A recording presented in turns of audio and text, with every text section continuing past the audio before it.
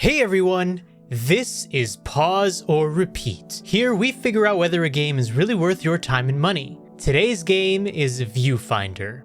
Viewfinder is a puzzle platforming game from developer Sad Owl Studios. Being that it is a puzzle game, be prepared to spend some time figuring out solutions to the puzzles you come across. But what kind of puzzles, you may ask? Let's dive into that by going over the gameplay. The gameplay of Viewfinder involves you platforming and solving puzzles through various environments. Your end goal is to find a teleporter to the next level. To do so, you'll need to figure out ways to traverse the level using the game's flagship mechanic. Any picture or drawing that you either find or take yourself can be held up and then placed into the world for you to then jump into. Meaning that if there is a door in the picture, you can make a door become reality on the wall in front of you. This creative mechanic is what you'll mostly be using to find solutions in order to reach your end goal in each level. Alongside the creative gameplay, there is a story, so let's talk about it. The story of Viewfinder is definitely not the focus. Put simply, you are thrust into a virtual world in search of technology to save the real world from climate change. Along the way, you'll have some interactions with your partner Jessie and an AI cat named Kate, reminiscent of Cheshire from Alice in Wonderland. Unfortunately, some dialogue is a little cheesy, and some have likened it to the dialogue from Square Enix's Forspoken. The game clearly takes inspiration from Portal and The Witness, though never seems to egregiously copy either of them. But now the question still stands: pause or repeat?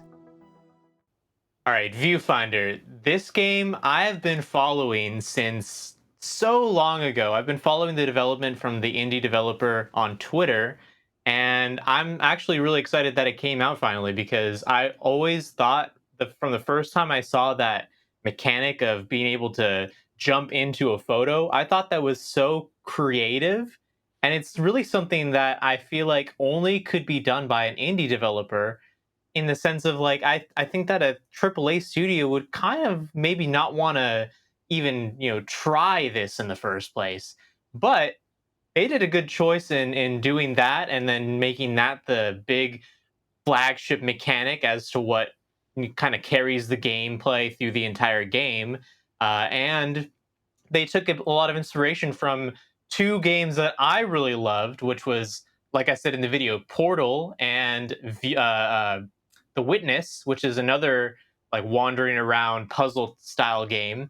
And I love this game. This game, it's so much fun. You can get in there, you can get immersed. There's so many different art styles you see throughout the entirety of the game, and it's really not that long of a game even. It's about a few hours, if you have a leisurely pace through it. So that's kind of my thoughts on it. But what are your thoughts, Chris, on it? I think it's absolutely refreshing for a puzzle game. I don't think there's anything that's compared to Portal in a very, very long time. Like you said, I think just the idea that you get to use images that get to transcend in this amazing universe is something special. And when you get to like rotate images, or let's not even forget, there's like a really could feature where you could take a selfie of your own character to like go through like barbed wire or cages and etc. And I think those are kind of the certain elements that is gonna get gamers invested in this game. Like personally myself, HenricK, I don't know about you, I'm not crazy about puzzle video games. You know what I'm saying? But this one completely hooked me. And if we were gonna say that Stray was a contestant for Game of the Year last year, well, easily Viewfinder should at least be recognized in Game of the Year category. It won't win it, but it definitely should be praised because it's one of the better indie games of the year, I would say. No, I agree with that, definitely. And it's funny you say the whole puzzle genre thing. Puzzle genre of games is actually my weakest genre of games to play.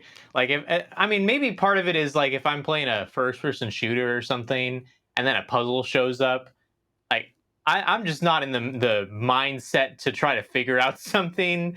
But in this game, like I had no trouble going in and actually trying to figure out the puzzles. Not to say that the game is incredibly easy. There's a lot of head scratchers in there, Yeah. but Like I didn't ever really feel like, another puzzle. Like, come on, man.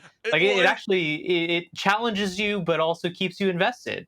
oh, it does. I love how you can like bring the images to life. Like sometimes you might see an image that has like a staircase, and then you don't have to build the staircase to be like the traditional format, right? You can re-layer the image where it could be like a platform, instead of going up. It's almost like you're at Hogwarts, with that crazy staircases. Like your imagination can go very far. And what the cool thing is, I didn't really necessarily notice any kind of like boundaries where like they're saying, hey, this is off limits. You can't go over here. If anything, you can't use the image to eliminate a portal to go to the next phase.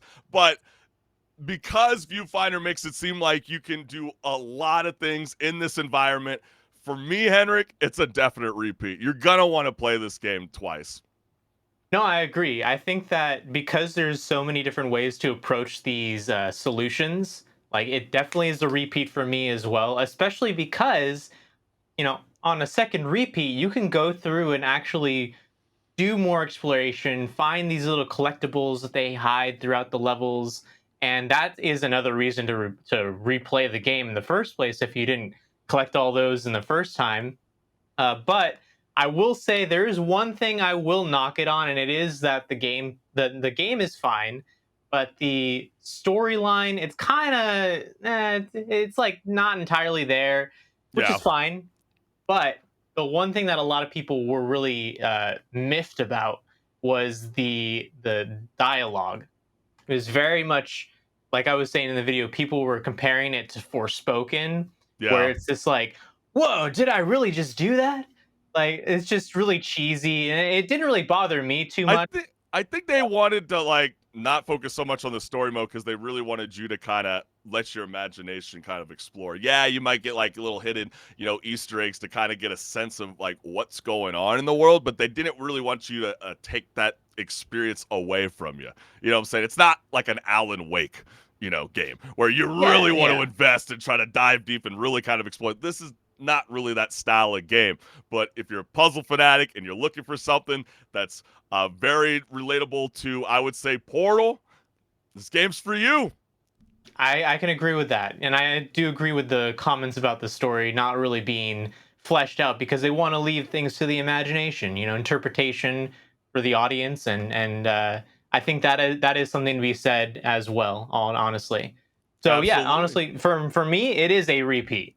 Yeah, I mean, the verdict's in. It's a definite repeat. It's very rare that HenricK the Wreck and I agree with each other, but it sounds like, I guess on a last note, do you think this would be a contender for Game of the Year?